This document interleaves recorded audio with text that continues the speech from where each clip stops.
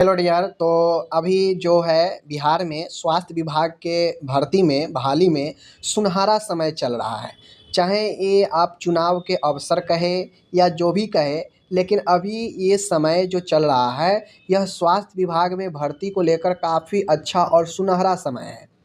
भले ही यहाँ पे जो बहाली आई है एनएचएम के तहत, इसमें भले ही सैलरी कम है, लेकिन आप लोग अच्छे से जानते हैं सरकारी का टैग लग जाना अपने आप में बिहार में एक काफ़ी ज़्यादा जो है प्रतिष्ठित माना जाता है। इसी क्रम में अभी आपको पता है एएनएम का बहाली चल रहा है 5,000 एनएचएम के तहत। एनएचएम के तहत अब जो है यहाँ पे लैब टेक्नीशियन का 1,000 से ऊपर पदों पर बहाली निकाली गई है। जी हाँ, 1,000 से ज़्यादा बहाली है।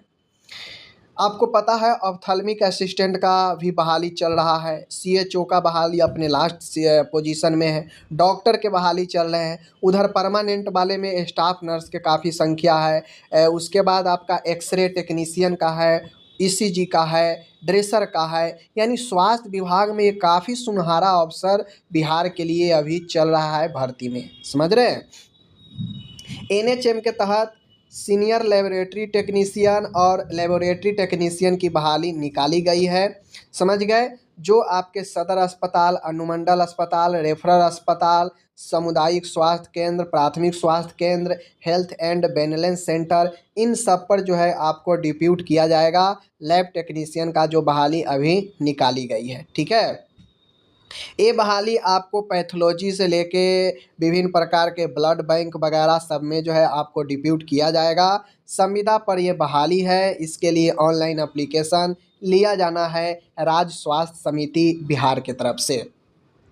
आपको यहाँ पे पता है, देखिए सीनियर लेबोरेटरी टेक्नीशियन का जो बहाली निकाला गया है, टोटल 7 पदों पर बहाली है। और इसके लिए जो है आपको जो सीनियर वाला के लिए जो बहाली है उसमें एमएससी मेडिकल जो है माइक्रोबायोलॉजी, ठीक है, या अप्लाइड माइक्रोबायोलॉजी या जनरल माइक्रोबायोलॉजी या बायोटेक्नोलॉजी या बायोकेमिस्ट्री विथ या विदाउट डीएमएलटी। समझ रहे हैं?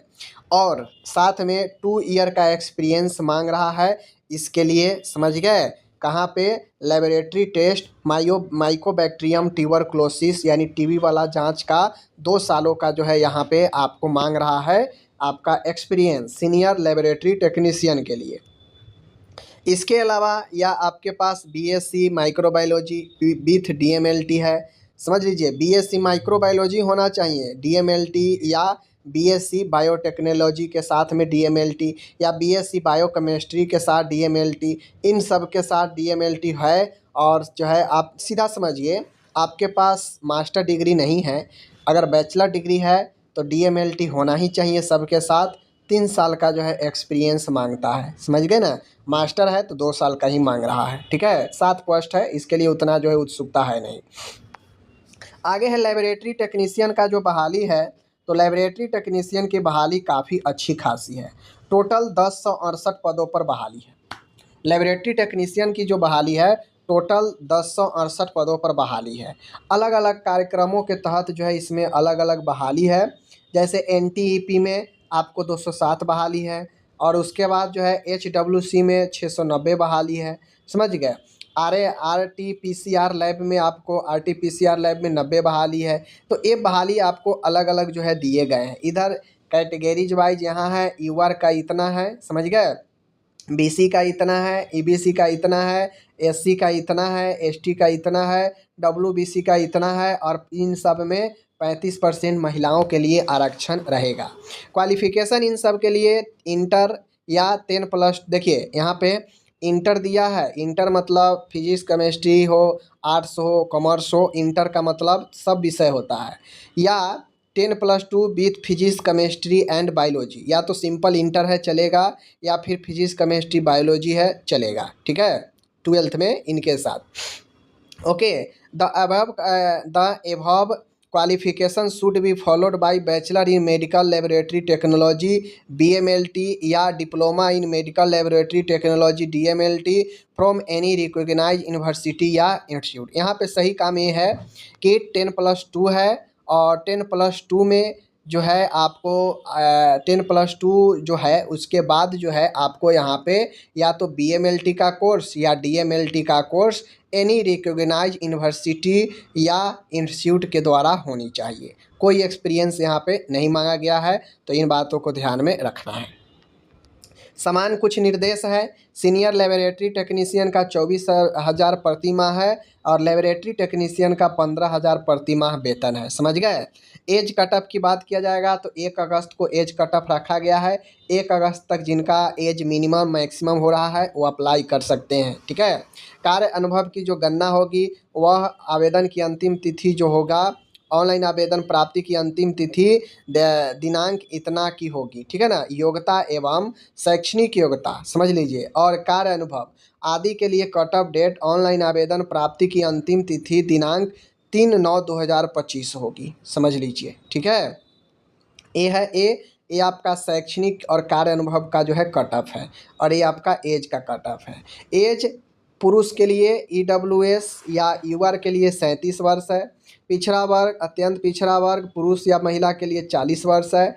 अनारक्षित वर्ग या EWS के महिला के लिए 40 वर्ष है और अनुसूचित जाति अनुसूचित जनजाति के पुरुष या महिला के लिए 42 वर्ष है। समझ रहे बात को। तो ये हो गया अपना एज। आगे आइएगा तो आगे यहाँ पे स्पष्ट रूप से लिखा है ऑनलाइन आवेदन 1/9 से शुरू होगा और 15/9 तक चलेगा, यानी कुल आपको 15 दिन का फॉर्म भरने का टाइम दिया गया है। ये बहाली जो होगा ये बहाली आपको क्या है, ये बहाली पूर्णतः कॉन्ट्रेक्चुअल है, 11 महीना का है और जो भी कॉन्ट्रेक्चुअल बहाली आता है वो 11 महीना ही लेकर कर आता है। उसके बाद कभी हटता नहीं है, रिन्यूअल आगे होते चला जाता है। समय ऐसा भी आता है कि अस्थाई भी किया जाता है लेकिन हटाया नहीं जाता है। बात समझ लीजिए। और इन सब बहाली का फ़ायदा आपको अस्थाई नौकरी में मिलेगा। जैसे अभी BTSC के बहाली आई है तो वहाँ पे जो मार्क्स रखे गए हैं अनुभव का पर ईयर 5 नंबर, तो इसी प्रकार के जॉब से आपको 5-5 नंबर पर ईयर मिलता है। ठीक है। आगे है यहाँ पे देख लीजिए लिखा है बिहार राज्य में वर्तमान में लागू प्रचलित आरक्षण नियमों एवं तदनुसार राज्य सरकार के सक्षम स्तर से निर्गत प्रमाण पत्र के आधार पर ही आरक्षण का लाभ दे होगा। बात समझ लीजिए, सब चीज़ समझ लीजिए। ठीक है। तो इन सब चीज़ों को है। आगे आप यहाँ पे बढ़ते हैं तो नीचे आते हैं तो नीचे आपको जो है यहाँ पे स्पष्ट रूप से लिखा गया है।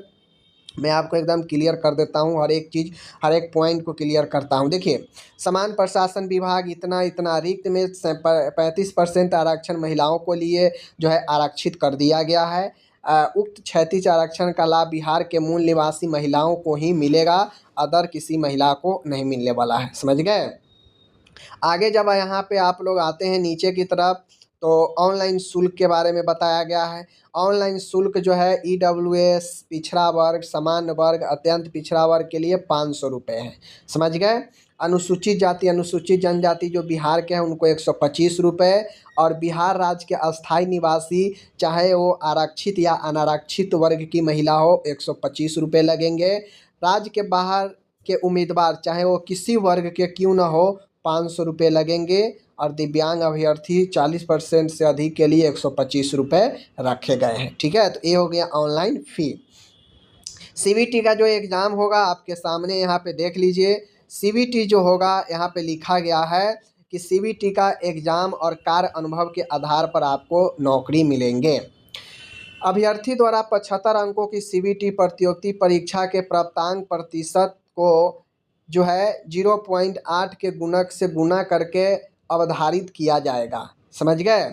उदाहरण स्वरूप यदि अभ्यर्थी को CBT प्रतियोगिता परीक्षा में कुल 50% अंक प्राप्त हुआ है तो उसके प्रतियोगिता परीक्षा के अधिभार अंकों की गणना 50 × 0.8 से गुना कर 40 अंक हो जाएगा। समझ गए। तो ये आपका जो है होता है अभ्यर्थी द्वारा 75 अंकों की CBT प्रतियोगिता परीक्षा के प्राप्तांक प्रतिशत को इतना के गुणक से गुना करके अवधारित किया जाएगा। समझ गए।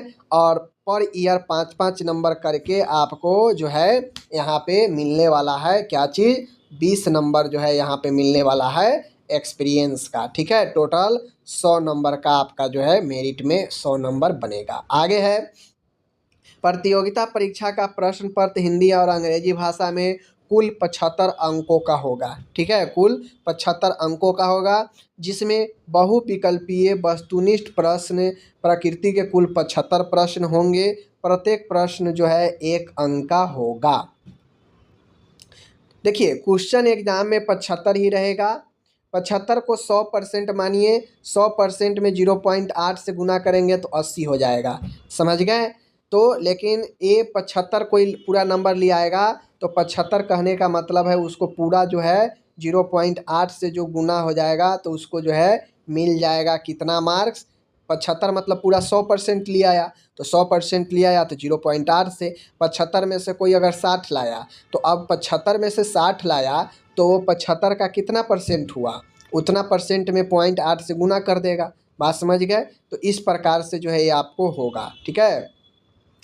यहाँ पे है कि परीक्षा की अवधि 75 मिनट, 1 घंटा 15 मिनट की होगी तथा अभ्यर्थियों की संख्या अधिक होने की उस स्थिति में परीक्षा का आयोजन एक से अधिक पालियों में किया जा सकता है। एक से अधिक पालियों में परीक्षा आयोजित किए जाने की स्थिति में नॉर्मलाइजेशन की गणना की जाएगी। समझ रहे हैं बात को।